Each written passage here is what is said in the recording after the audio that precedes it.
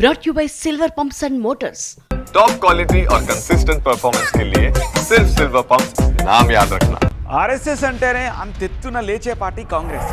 స్వయం సేవకుల పేరు చెప్తేనే విమర్శలు గుప్పిస్తారు హస్తం పార్టీ నేతలు. అలాంటి కాంగ్రెస్ నేతలు, అందులోనూ కాంగ్రెస్ వ్యవహారాల ఇన్ఛార్జ్, ఆర్ఎస్ఎస్ను ఆదర్శంగా తీసుకోవాలని కార్యకర్తలకు సూచించారు. కాంగ్రెస్ కార్యకర్తల స్వయం సేవకుల్లా ఇంటింటికి తిరగాలని ఆదేశాలు ఇచ్చారు. ప్రజలతో మమేకం కావాలని సూచించారు మీనాక్షి.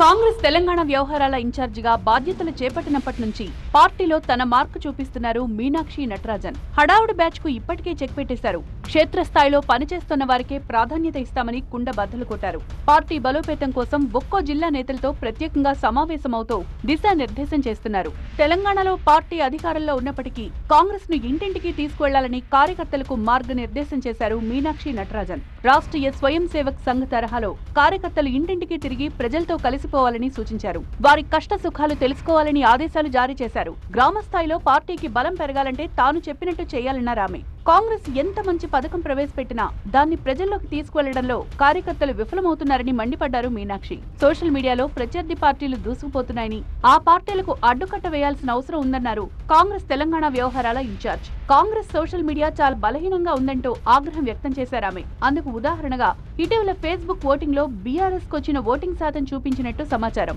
ఇకపై అలాంటి తప్పులు జరగకూడదని వార్నింగ్ ఇచ్చినట్లు తెలుస్తోంది. ఇక మీదట తెలంగాణలో కాంగ్రెస్ సోషల్ మీడియా స్ట్రాంగ్ గా ఉందన్న టాక్ వినిపించాలని సూచించారు మీనాక్షి నటరాజన్. పార్టీ లైన్ దాటిన వారిపై చర్యలు తప్పవన్నారు మీనాక్షి నటరాజన్. పార్టీని మరింత స్ట్రాంగ్ గా మార్చేందుకు కొత్త రూట్ మ్యాప్ రెడీ చేశారు. పాత కొత్త నేతలు కలిసి పనిచేయాలని, విభేదాలు పక్కన పెట్టి పనిచేసిన వారికే గుర్తింపు ఉంటుందని క్లారిటీ ఇచ్చారు. బూత్ స్థాయిలో పార్టీని తీసుకువెళ్లడమే తమ లక్ష్యం అంటున్నారు మీనాక్షి.